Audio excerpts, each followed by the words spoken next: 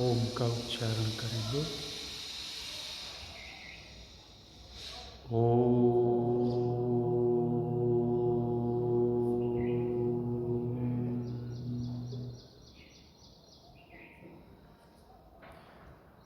धर्म प्रेमी सज्जनों, वेदोर नीति 20वीं कड़ी, मूर्खों के लक्षण महात्मा वेदोर बताते हुए कहते हैं, अनाहुतः प्रविशति अपृष्टो बहुभाषते अविश्वसते विश्वसीति मूढ़चेता नराधमः। अनाहुतः प्रविशति, जो बिना बुलाए प्रविशति प्रवेश करता है वो मूर्ख होता है। किसी सभा में आमंत्रित नहीं किया हुआ हो और बिना आमंत्रण के जबरदस्ती स्वयं वहाँ प्रवेश करता है, उस प्रवेश करने वाले को विदुर जी कहते हैं मूर्ख है। कोई सभा विशेष हो या कोई घर विशेष हो या कोई पार्टी विशेष हो, वहाँ पर यदि बुलाया गया है तो सम्मान ठीक ठीक होगा, यथा योग्य होगा। और यदि बिना बुलाए हम प्रवेश करते हैं तो हमारा अपमान हो सकता है। जो सम्मान मिलना चाहिए वो सम्मान नहीं मिल सकता। इस दृष्टि से महात्मा विदुर कहते हैं कि बिना बुलाए जो सभा आदि में प्रवेश करता है वो मूर्ख होता है। अनेक बार इस तरह की घटनाएं जीवन में होती रहती हैं और कई बार कुछ परिस्थितियां ऐसी होती हैं वहाँ हमें बिना बुलाए भी जाना होता है, जाना चाहिए। किसी की शव यात्रा जा रही हो, कोई निमंत्रण नहीं देता कि भाई हमारी शव यात्रा में शामिल हो जाओ, बुलाते नहीं हैं। शोक सभा यदि हो, श्रद्धांजलि सभा आयोजित कर रखी हो, वहाँ बुलावे नहीं दिए जाते। वहाँ यदि बिना बुलाए जाते हैं तो हमारा नैतिक कर्तव्य भी हो जाता है।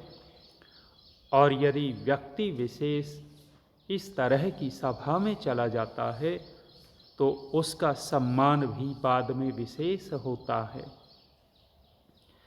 इसलिए कुछ स्थान तो ऐसे होते हैं जहाँ बिना बुलाए जाना चाहिए और कुछ स्थान ऐसे होते हैं जहाँ बिना बुलाए नहीं जाना चाहिए। और इन दोनों में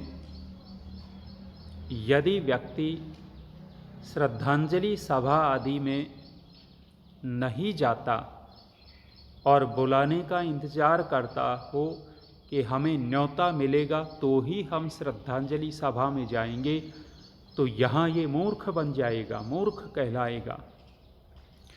और यदि ऐसी सभा है, विवाह आदि कोई और आयोजन विशेष हो और वहाँ बिना बुलाए चला जाता है, बुलाने की आमंत्रण निमंत्रण का कोई इंतजार नहीं करता और वैसे ही चला जाता है, तो यहाँ ये मूर्ख कहलाएगा। इसलिए श्रद्धांजलि सभा आदियों में बिना बुलाए पहुँच जाना चाहिए। किसी की अंत्येष्टि में बिना बुलाए चले जाना चाहिए।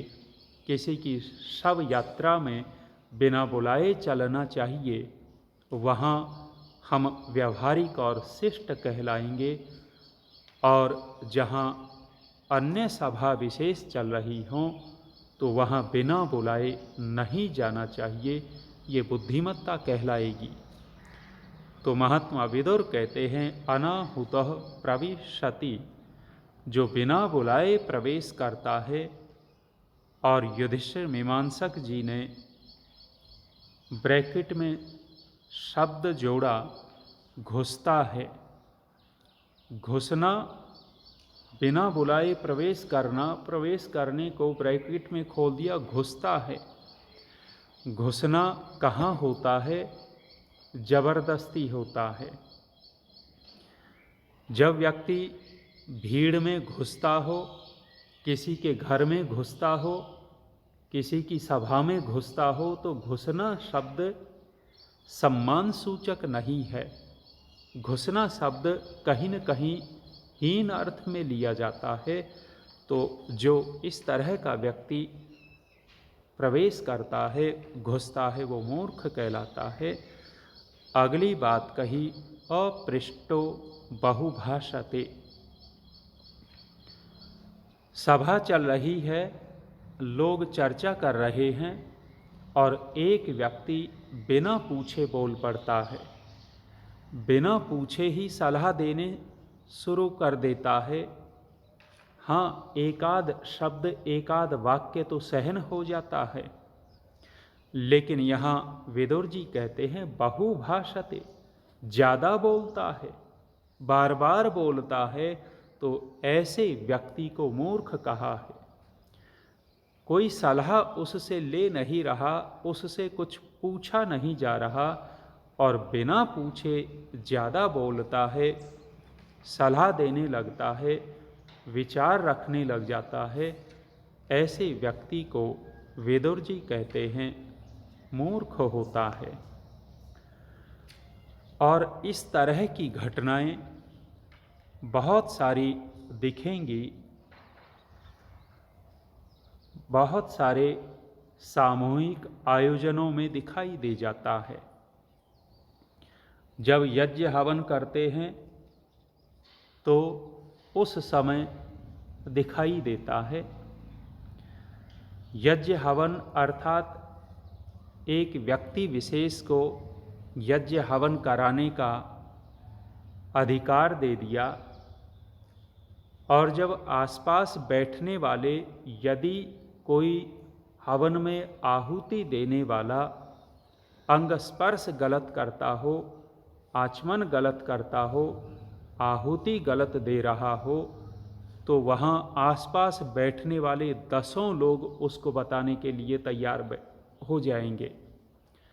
एकदम आक्रमण हो जाएगा उस यजमान के ऊपर कि जल सेचन ऐसे मत करो, ऐसे करो।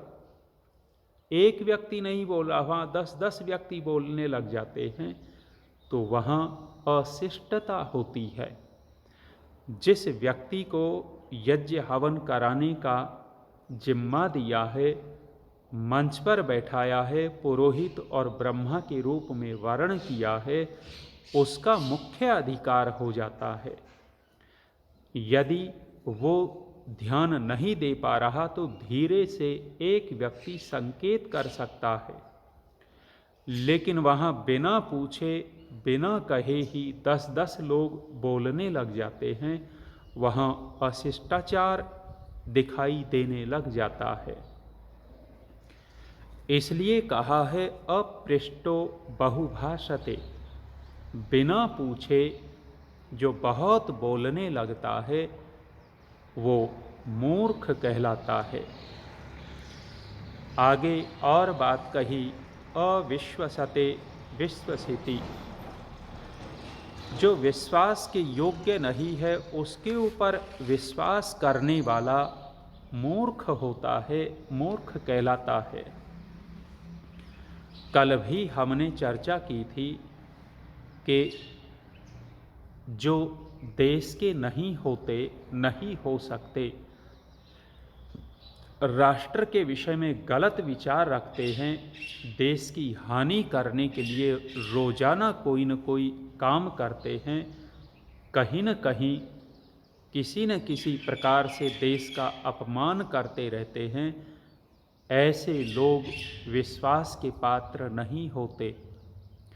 और यदि उनके ऊपर विश्वास किया जा रहा है तो निश्चित रूप से इतने अंश में मूर्ख होंगे। कोई धार्मिक नेता हो, देशभक्त नेता हो, भारतीय संस्कृति का रक्षक और पोषक हो, उस नेता का विश्वास किया जा सकता है, किया जाना चाहिए।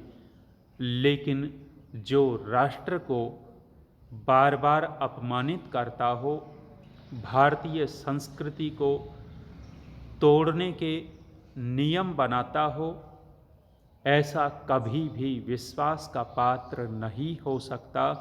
उनके ऊपर विश्वास नहीं करना चाहिए। और यदि तुच्छ स्वार्थ के कारण विश्वास करते हैं ऐसे लोगों के ऊपर, तो हम निश्चित रूप से मूर्ख कहलाएंगे। ये जो वर्ग विशेष है, अभी पिछले दिनों 2 साधुओं की हत्या कर दी। हत्या करने वाला कौन सा समुदाय? वो समुदाय भारतीय संस्कृति के रक्षकों को, भगवा वस्त्र पहनने वाले लोगों को देखना नहीं चाहता, घृणा करता है। और ये पहली घटना भारत देश में नहीं, इन लोगों ने, ईसाई समुदाय के लोगों ने उड़ीसा में भी ऐसे ही एक बहुत अच्छे धार्मिक सन्यासी की हत्या की थी। तो इस तरह के लोगों के ऊपर विश्वास करना ये मूर्खता का बहुत बड़ा लक्षण है। ऐसे ही हमारे जीवन में बहुत सारे लोग आते हैं और अपरिचित लोग आ जाते हैं।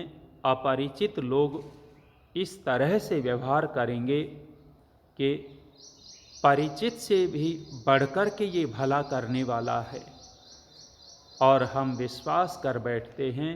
और जैसे ही विश्वास किया, ऐसे लोग धोखा देते हैं। अनेक बार स्वच्छ हृदय वाले ज़्यादा विश्वास कर लेते हैं और बड़े बड़े धोखे खा जाते हैं। जो साधु पुरुष होते हैं, सन्यासी होते हैं, परोपकारी लोग होते हैं, जिनका अंतःकरण स्वच्छ होता है, ऐसे लोग चालाक लोगों की जाल में फंस जाते हैं, उनके ऊपर विश्वास कर लेते हैं और धोखा खा जाते हैं। वो हमें दिखाई देता है कि देखो ये भी मूर्ख बन गए। हाँ, यदि उसके छल कपट को नहीं पहचान पा रहे और छली कपटी के ऊपर विश्वास कर लेते हैं, इतने अंश में तो मूर्ख बन ही गए। और ऐसे साधुओं को, ऐसे सरल हृदय वाले लोगों को प्रायः धोखा देने वाले कहीं न कहीं जीवन में मिल ही जाते हैं, और वो धोखा खा करके अपनी हानि कर लेते हैं।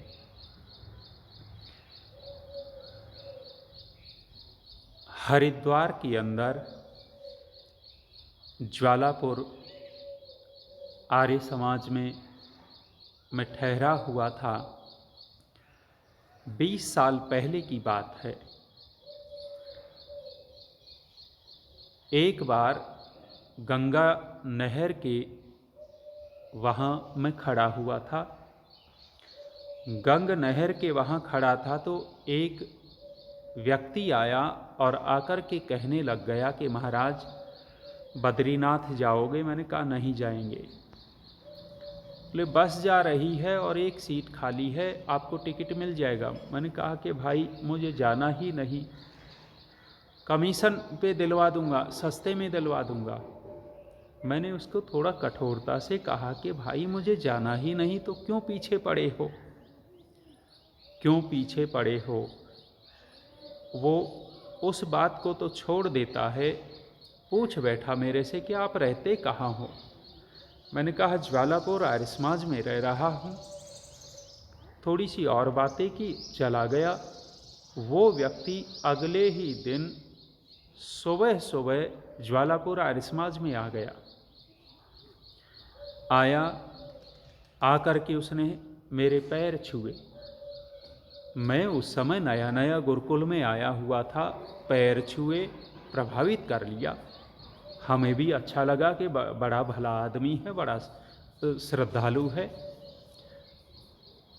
थोड़ी सी बातचीत की और चला गया।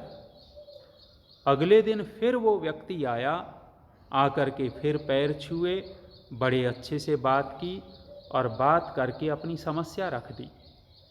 कहने लग गया कि महाराज, रात में पत्नी गिर गई, गर्भवती थी, वो बाथरूम जा रही थी, पैर फिसल गया, गिर गई, उसके पेट की तरफ गिरी, तो अब हॉस्पिटल में मेरी पत्नी है और जो पैसे थे मैंने लगा दिए और पैसे हैं नहीं। दिन निकलेगा, 10 बजे बैंक खोलेंगे, उससे पहले हॉस्पिटल वाले पैसे मांग रहे हैं। मुझसे कहने लग गया कि पैसे दे दो। मुझे थोड़ा अटपटा भी लगा, लेकिन संकट में दिखाई दिया तो सोचा भी संकट में है, परेशानी में है तो सहायता करनी चाहिए। मैंने कहा कि भाई, मैं तेरे साथ चलता हूँ हॉस्पिटल में, देखूँगा और तेरी सहायता भी कर दूँगा। मैंने थैला लिया, पैसे डाले उसमें और हॉस्पिटल में वहाँ वो ले गया तो दूर दूर हटाए, वहाँ देखने नहीं दे। मैंने कहा कहाँ है तुम्हारी पत्नी, कौन से कमरे में एडमिट है? वो दूर से दिखाया कि जी वो है। मैंने देखा कि उस महिला के बगल में तो एक अच्छा खासा स्वस्थ बच्चा लेटा हुआ है, खेल रहा है। एक और आदमी बैठा था। मैंने कहा कि भाई, तूने कहा था कि पत्नी के पेट में बच्चा है, ये तो बच्चा इसके बगल में बड़े अच्छे से खेला, महाराज पैसे दे दो। मैं समझ गया कि ठगने के लिए है। मैंने तत्काल उसका हाथ पकड़ा। मैंने कहा बदमाश, ठगता है मेरे को। हाथ को झटका दिया, छुड़ा करके भाग गया। भाग करके उसकी चालाकी मेरे आर्य समाज में जाने से पहले ही वहाँ पहुँच गया और पहुँच करके जो पंडित जी थे, बिहार के थे वो, उनसे जाकर के कह रहा है कि उन महाराज जी ने पैसे सारे दे दिए हैं, लेकिन कुछ कमी रह गई है, आप दे दो। उन्होंने कहा है इतने रुपए और दे दो। ऐसे जो ठग होते हैं, उन ठगों के ऊपर कई बार हम विश्वास कर लेते हैं। इतने अंश में तो हम मूर्ख हैं। हाँ, कई बार जांच पड़ताल नहीं कर पाते और धोखा खा जाते हैं, वो अलग बात है। लेकिन महात्मा विदुर कहते हैं, जो विश्वास के योग्य नहीं होता, उसके ऊपर जो विश्वास करता है वो मूर्ख कहलाता है। आज इतना ही रखते हैं। वाणी को विराम। ओम शांति।